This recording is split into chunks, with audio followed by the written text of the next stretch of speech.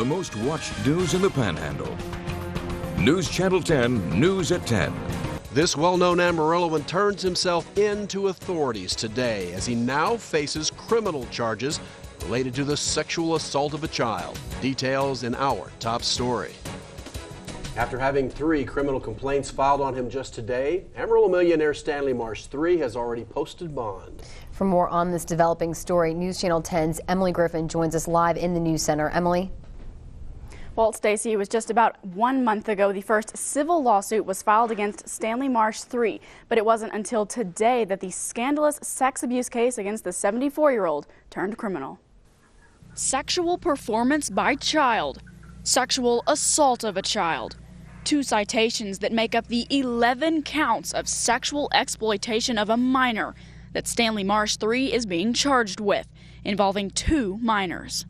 Those charges were filed earlier today, and by just 7 this evening, Marsh turned himself in to the Potter County Detention Center, was booked, processed, and already released on 3 bonds, each one set at $100,000.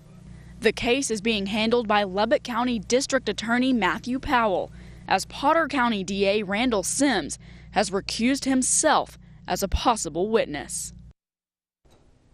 When I spoke with Powell on the phone today, he said he believed there could be more similar charges filed against Marsh, but that probably won't happen until he goes before a grand jury in Potter County. And that, he said, probably won't happen for at least several more weeks. Live in the News Center, Emily Griffin, News Channel 10.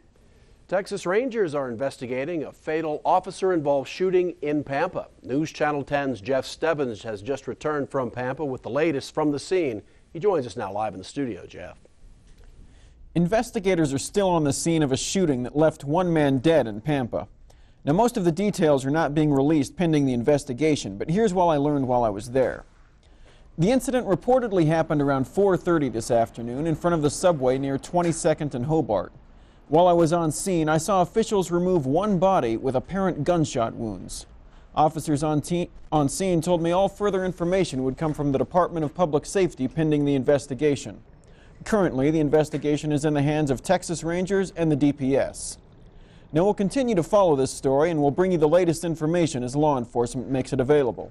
Reporting live in the studio, Jeff Stebbins, News Channel 10. Thanks, Jeff. Murder charges are filed against an Amarillo man in connection with a shooting death that happened in April. 19-year-old Matthew DeBreeze Mason was arrested Tuesday by Potter County officials for the murder of 47-year-old Adrian Chavez. Chavez owned the La Esquina convenience store at 1500 North Mirror. The state crime lab linked DNA from Mason to evidence from a Halloween mask that had been found near the scene of the shooting. The suspect accused of fleeing from police custody faces charges. Police say Robert Ford escaped after a vehicle stop in which state troopers say they discovered more than 8 pounds of PCP. Ford is being charged with possession of a controlled substance, more than 400 grams, escape from custody, and interference with a police search animal after a police canine was killed during the search for Ford. His bond is set for $80,000 and he remains in custody. The murder conviction of an area woman has been upheld. A Clovis judge today rejected a claim by Guadalupe Flores, who claimed she did not receive a fair trial. She had argued there were a disproportionate number of Spanish-speaking jurors. Flores was convicted last year of running her boyfriend's car off the road, causing a wreck which killed Brandon Van, a passenger in the other car. She is scheduled to be sentenced Friday. Our remarkably mild November weather will carry right on over into the first part of December. Here with our first look at the Supercast is Chief Meteorologist Doppler Dave Oliver in the Storm Track Center. Dave? Well, good evening. You know, other than some cold morning temperatures, we just haven't had to fight much in the way of cold or wintry weather, and at least through the weekend. And I'll have more details on that coming up soon. Let's send it back to news. All right, Dave, thank you. The investigation continues following a fatal helicopter crash near Childress. News Channel 10's Veronica Dietrich spent the day at the scene speaking with law enforcement and brings us what they have to say. At this point, we are posting guards at the crash site per federal regulations. Nobody's allowed into the site. It's considered a crime scene. Not that a crime took place, that's just what they classify it as. The security has been there 24 hours since the crash happened yesterday afternoon. A helicopter was hovering approximately 150 feet above the ground with a lineman attached in a chair 50 feet beneath the aircraft. He was hanging rollers on these power poles when the helicopter reportedly lost power and fell to the ground. The sheriff tells us about the ongoing investigation. The FAA is involved. They were notified since it was an aircraft. The National Transportation Safety Board, NTSB, was notified because it was an aircraft involved with a fatality. He says there's another agency investigating who specifically focuses on helicopter technicalities.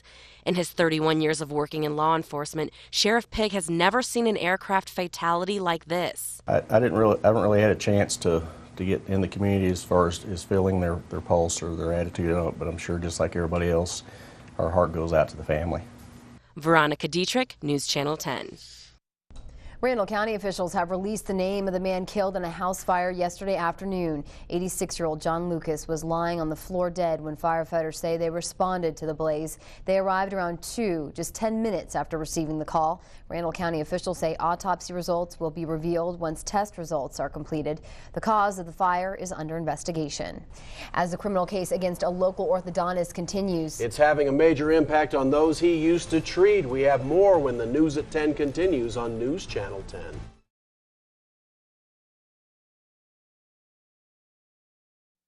And now, News Channel 10's Storm Track Forecast with Chief Meteorologist Doppler Dave Oliver. Well, Dave, it's almost like we didn't have an October or a November. We just stayed in September for 3 months. It was kind of baffling, you know. Normally I'd be getting excited about my wife's cinnamon rolls and hot chocolate, you know. Now I'm thinking about getting my fishing gear back out. Temperatures in the mid-70s. The wind kicks up a bit on Monday, but we're still around 70. Finally cooling down to the 50s Tuesday and Wednesday. But remember, that's about where we should be. So even that is not going to be much of a cool down for this time of year. All right, thanks, Dave. Well, any criminal case brought against one Potter County official will not stay in Potter County. We'll explain next. Plus the latest on the hype over the Powerball jackpot when we return on News Channel 10.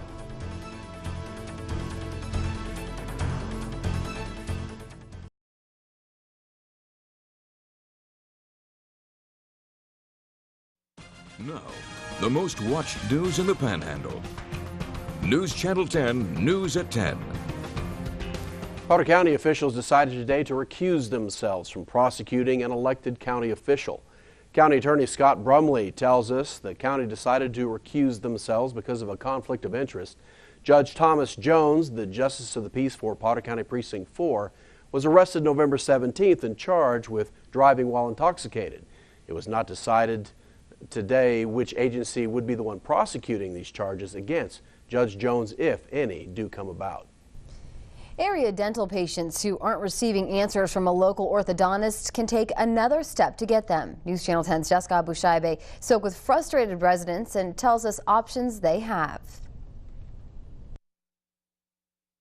Needing to have his braces removed. I'm really angry. I mean, because there's nothing I can do. We're kind of stuck, and no one can take the braces off, nor can they get the orthodontic care that they need. 19-year-old Mitzi Rodriguez is facing the same situation. I come every day and see if they're here. They're not open. I've been sending emails, I've been calling, and nothing's working. These area residents say the office doors have been locked for weeks, and this is a response they get. A mailbox belonging to Goodwin Orthodontic Emergency Line only is full and cannot accept new messages at this time. Dr. Michael Goodwin, his wife Patricia, and employee Annette Hastings are facing 12 counts of health care fraud and conspiracy to commit it.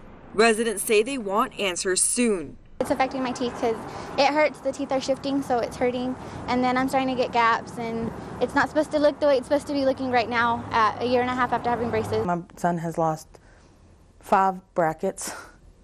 His wire was in his gum. They need the medical records to receive care from other orthodontists. I've been to 2 different orthodontists, and they all tell me the same thing. Local attorneys say patients are entitled to their medical records. They can send certified letters to Goodwin's home, business, and attorney's office requesting them.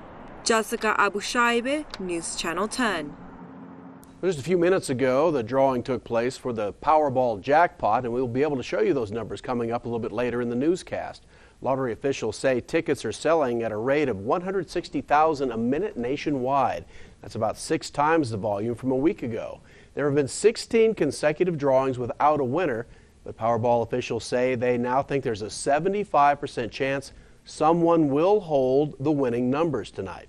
Some experts say if one ticket hits the right numbers, chances are pretty good there will be other winners as well.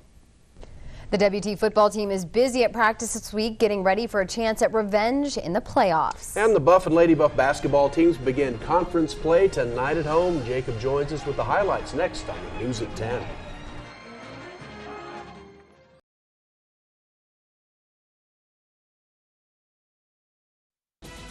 And now, sports with Jacob Albrecht. In a game full of regrets, the WT football team opened the 2012 season with a loss to Colorado State Pueblo by 10 points. We're in a good rhythm right now, and, selfishly, we don't want that to end. So we know in order to make that happen, we want to put our best foot forward come Saturday. Sandy's playing on Saturday, like Coach said, at 2 o'clock in Midland, same place they played last week, so maybe that's a bit of an advantage. And then another big note for WT, it's a very busy time for the Buffs and Lady Buffs. The Lady Buff volleyball team begins the regional tournament, or the first round of the national tournament. That first round tomorrow at 3:30 in Denver. Nice for fans to be able to go up to Denver for the volleyball game and then kind of cruise down to Pueblo for the football game on Saturday. Make a weekend out of it. Heck yeah. All right, thanks. We'll be right back with the last look at your forecast. Stay with us.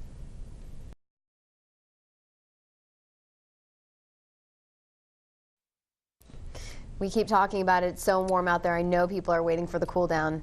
I know. It's starting to get frightening, actually. It lasts forever, but it can last for the next several days, so enjoy. Thanks, Steve. And thank you for joining us for the News at 10. Have a great night. We'll see you back here again tomorrow.